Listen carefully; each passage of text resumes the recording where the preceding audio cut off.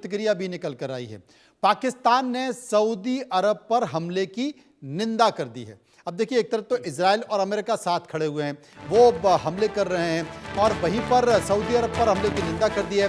शहबाज ने, जो पाकिस्तान के प्रधानमंत्री हैं शहबाज ने क्राउन प्रिंस मोहम्मद बिन सलमान से बात की है और कहा है कि इस मुश्किल की घड़ी में हम सऊदी अरब के साथ खड़े हैं, हम खाड़ी देशों के साथ पूरी तरह से खड़े हैं। ये बात शहबाज ने कही है। शांति के लिए एक कंस्ट्रक्टिव भूमिका निभाने के लिए भी हम तैयार हैं, पाकिस्तान की तरफ से ये बयान आया है। हमारे साथ मेहता साहब जुड़े हुए हैं। मेहता साहब, कुछ दिनों पहले हमने ये बयान भी देखा था और इस बयान के साथ साथ एक संधि भी देखी थी जो सऊदी अरब और पाकिस्तान के बीच हुई थी। मैं आपके पास आऊँगा, लेकिन इसी से संबंधित एक रिपोर्ट।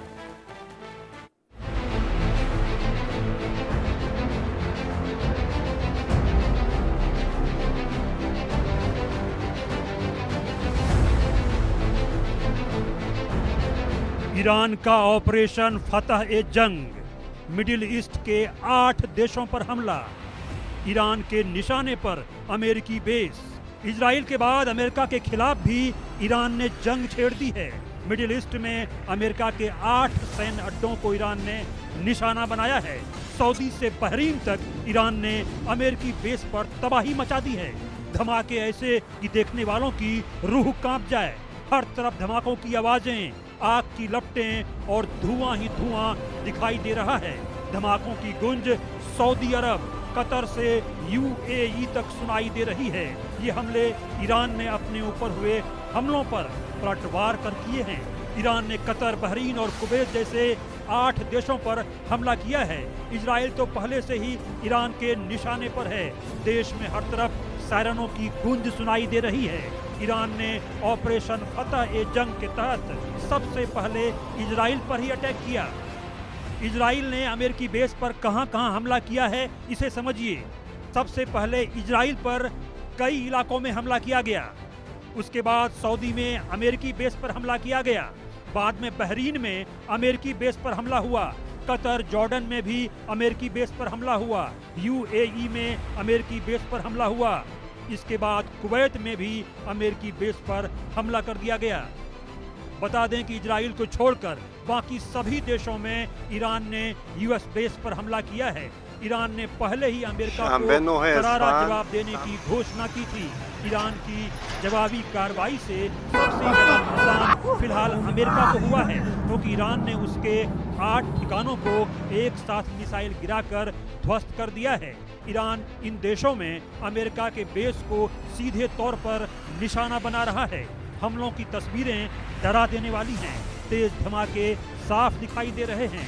आने जाने वाले लोगों ने इन हमलों के वीडियो बनाकर सोशल मीडिया पर अपलोड किया है। हमले के वीडियो बहुत ही भयानक दिख रहे हैं। इसमें आग के गुबार और धुएं को साफ साफ देखा जा सकता है। ईरान ने अमेरिका के 8 सैन्य अड्डों पर बैलिस्टिक मिसाइलें दाग दी हैं। बहरीन की तरफ से शनिवार को दी गई जानकारी के मुताबिक मिसाइल हमला आइलैंड किंगडम में यूएस नेवी के 5वीं फ्लीट हेडक्वार्टर को निशाना बनाकर किया गया। इस बीच अमेरिका और इजराइल की मिसाइल ने तब्रीज में ईरान के मिसाइल लॉन्चर को निशाना बनाया है। धमाकों की आवाजें सऊदी अरब, कतर और संयुक्त अरब अमीरात के शहरों में भी सुनाई दी हैं।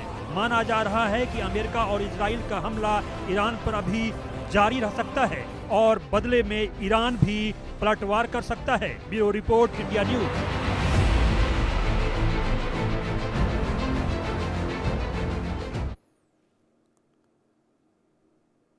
रक्षा विशेषज्ञ एन के मेहता साहब के पास मैं चलूंगा। मेहता साहब, ज़्यादा पुरानी बात नहीं है, मुझे लगता है कि सितंबर के आसपास की बात है, जब सऊदी अरब और पाकिस्तान के बीच एक समझौता हुआ था, रक्षा समझौता हुआ था, जिसमें यह हुआ था कि अगर दोनों में से किसी भी देश के ऊपर कोई हमला माना जाएगा तो वो उस देश के ऊपर हमला माना जाएगा। यहाँ पर ईरान हमला कर रहा है। अब पाकिस्तान फिलहाल कुछ कर तो सकता नहीं है, तो उसने कहा चलो सिंपैथी जता देते हैं और इसकी हम निंदा कर देते हैं।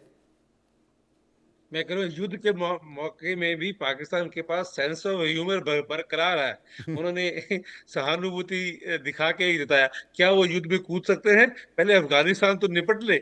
ये तो मजाक वाली बात ही है, और क्या कह सकते हैं। पाकिस्तान के पास ना क्षमता है, ना उसके पास कुछ मादा है कि वो इस युद्ध में घुस सके और इसके सपोर्ट कर सके।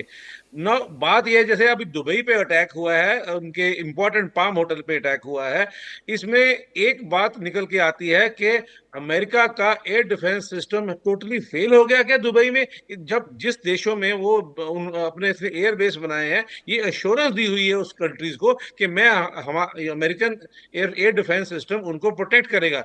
अगर ईरान पाम होटल जैसे होटल के ऊपर अटैक कर सकता है, इसका मतलब American air defence system totally fail हो गया। जिस तरह से आग लगी हुई है, वो छोटा मोटा अटैक नहीं, काफी बड़ा मिसाइल का अटैक किया गया है। ये तो बड़ी शर्म की बात है अमेरिका के लिए। ये उम्मीद नहीं थी कि वो अपने एयर डिफेंस सिस्टम को संभाल नहीं पा रहे।